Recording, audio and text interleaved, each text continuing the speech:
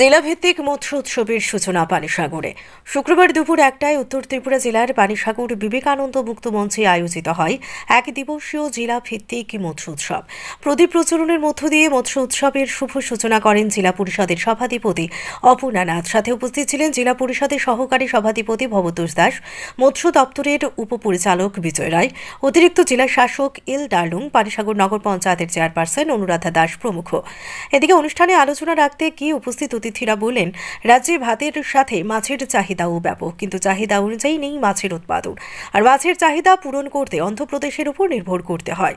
সাথে রাজ্যে ব্যাপকভাবে রুই মাছের চাহিদা রয়েছে। সেক্ষেত্রে মৎস্য চাষিদের রুই মাছ চাষ করে নিজে লাভবান সহ মাছের চাহিদাও পূরণ হবে। এছাড়া লোকাল মাছ খেলে শরীরের অনেক উপকার হয় বলে অতিথিরা বলেন। প্রধানমন্ত্রীর মৎস্য সম্পদ যোজনার মাধ্যমে বিগত 3 বছরে উত্তর জেলা মৎস্য চাষের ক্ষেত্রে কিছুটা হলেও এগিয়েছে। আর এই প্রকল্প মৎস্য চাষীদের ক্ষেত্রে লাভজনক। পাশাপাশি মুখ্যমন্ত্রী ডক্টর মানিক সাহা রাজ্যে আরও বেশি পরিমাণে মাছ উৎপাদনের জন্য মৎস্য বিকাশ যোজনা চালু করেছেন। আর রাজ্যে আত্মনির্ভরের ক্ষেত্রে মাছ চাষ এক গুরুত্বপূর্ণ ভূমিকা পালন করেছে।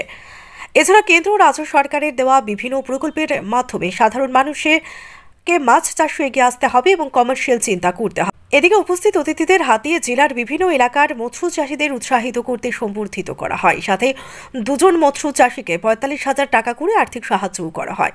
পরিশেষে উপস্থিত অতিথিরা মৎস্য উৎসবে বিভিন্ন দপ্তরের দেওয়া স্টল পরিদর্শন করে।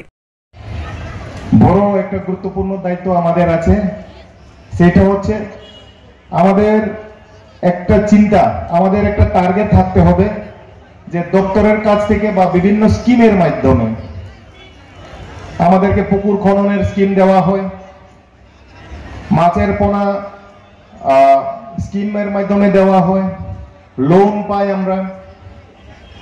সেটার মধ্যে উন্নয়ন হবে এইভাবে না।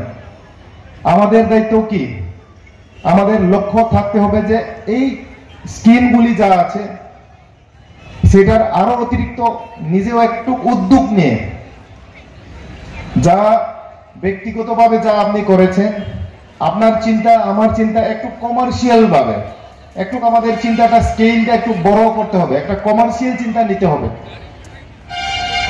আমরা বারবার শুনেছি আমাদের ডেপুটি ডাইরেক্টর স্যারের কাছ থেকে যে আমাদের চাহিদা বেশি যোগানের চেয়ে। খুব গুরুত্বপূর্ণ কথা এটা। তো সেই ক্ষেত্রে যা স্কিম আমাদের অলরেডি আছে, রাজ্য সরকার এবং কেন্দ্রীয় সরকারের মাধ্যমে যা স্কিম দেওয়া আছে, এই স্কিমের লাভ নিয়ে আমাদের চিন্তা, আমাদের কাজ, আমাদের একটা টার্গেট। দেশের যশস্বী প্রধানমন্ত্রী উনি 2020 থেকে 2021 সালে প্রধানমন্ত্রী মৎস্য সম্পদ যোজনা চালু করেছেন। এই প্রকল্পের মারফতে গত 3 বছর ধরে উত্তর ত্রিপুরা জেলায় মৎস্য চাষের ক্ষেত্রে কিছুটা হলেও আমরা এগিয়ে এসেছি এবং আমাদের এই অগ্রগতির ক্ষেত্রে প্রধানমন্ত্রীর এই স্কিমটা খুবই আমাদের লাভজনক এবং চাষীদের ক্ষেত্রে খুবই ভালো একটা প্রকল্প।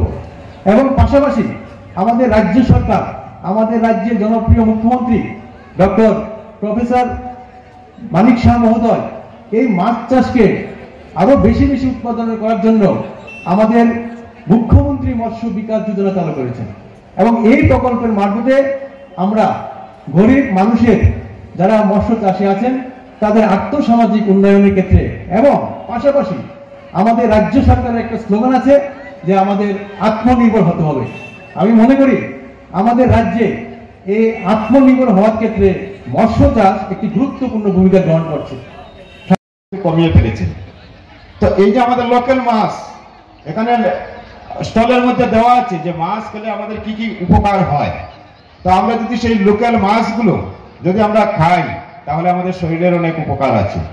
সেই দিকে আমাদেরকে লক্ষ্য রাখতে হবে। আমাদের যে নেক্সট জেনারেশন, আমাদের যে আগামী প্রজন্ম, তাদেরকে যদি আমরা আগামী দিনে প্রতিষ্ঠিত করতে চাই, তারা যদি সুস্বাস্থ্যবান হতে হয়, তারা যদি সমাজের জন্য কোনো কিছু করতে হয়, তাহলে তাদের খাওয়া দাওয়ার দিকে আমাদেরকে নজর দিতে হবে। ব্যুরো রিপোর্ট, সত্যের খোঁজে 24 ঘন্টা।